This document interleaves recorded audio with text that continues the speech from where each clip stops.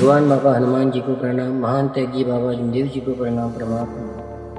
महान त्यागी बाबा जमदेव जी यांचा जन्म 3 एप्रिल 1921ला गुढीपाड चौक येथे झाला। बाबांचा जन्म अति गरीब परिवारामध्ये झाला। बाबांच्या वयाच्या 12 वर्षानंतर 1933च्या दरम्यान जुन्या घरात राहत असताना नेहमी शेजाऱ्यांची भांडण होत होती म्हणून बाबांच्या वडिलांनी दुसरीकडे घर विकत घेण्याचा विचार केला। टिंपी येथे एक घर विकाऊ होते। तो घर विकत घेण्याचा विचार केला, परंतु त्या घराबद्दल अशी हकीकत होती की त्या घरात भुताटकी आहे। एक मुसलमान त्या घरात पाय ठेवतात क्षणी मरण पावला, म्हणून तो घर विकत घेऊ नका असे त्या मुलाची लोक सांगत होते।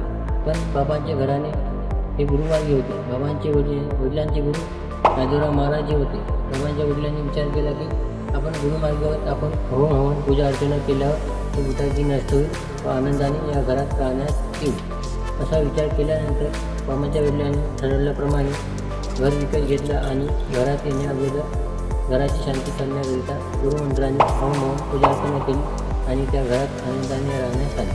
पण त्या घरात आल्यानंतर कोणालाही वर्षभर सुद्धा सुख शांती लाभत नव्हती। कोणीही वर्षभर सुद्धा सुखात राहत नव्हते। त्या घरात जेवताना पायरीवर कोणीतरी चालत आहे असा आवाज येत होता। रात्रभर कुत्रे ओरडणे वगैरे असे भुताटकीचे प्रकार सुरू होते। त्यांच्या घरातून मुले बाहेर खेळत असताना कुत्र्यासारखी ओरडून मारत असत। भुताटकी बाबांच्या परिवारामध्ये होती। या भुताटकीमुळे बाबांच्या परिवारामध्ये कित्येक तरी जीव देवाघरी गेले।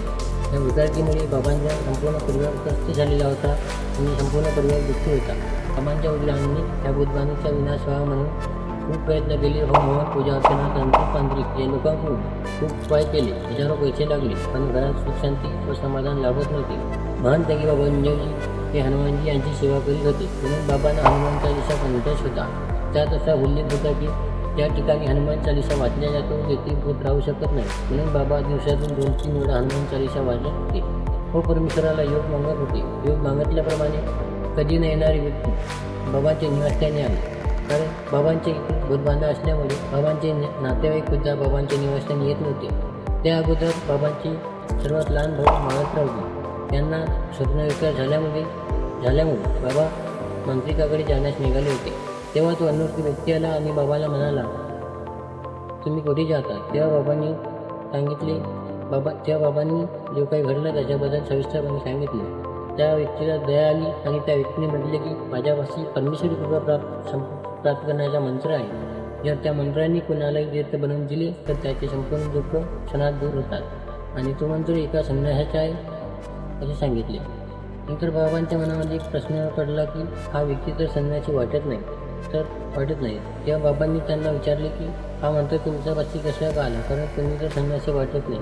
तेव्हा त्या व्यक्तीने सांगितले की माझे वडील संन्यासीसोबत राहत असताना तो संन्यासी मरण पावल्यानंतर माझ्या वडिलांनी त्यांचे संपूर्ण ग्रंथ आपल्याकडे घेऊन आले। नंतर त्या व्यक्तीने सांगितले की या मंत्राचा विधी मी कधी केला नाही आणि ज्यांनी केला किंवा करण्याचा प्रयत्न केला त्यातील काही मरण पावले तर काही पागल झाले असे त्यांनी बाबांना सांगितले।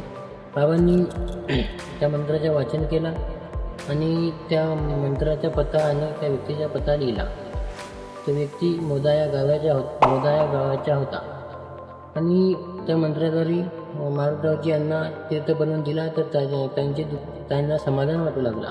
नंतर बाबांनी हा मंत्र अशा प्रकारे महान त्यागी बाबा जमदेवजी यांना भगवत प्राप्तीच्या मार्गी मिळाला। सर्वांना माझ्या आदरपूर्वक नमस्कार।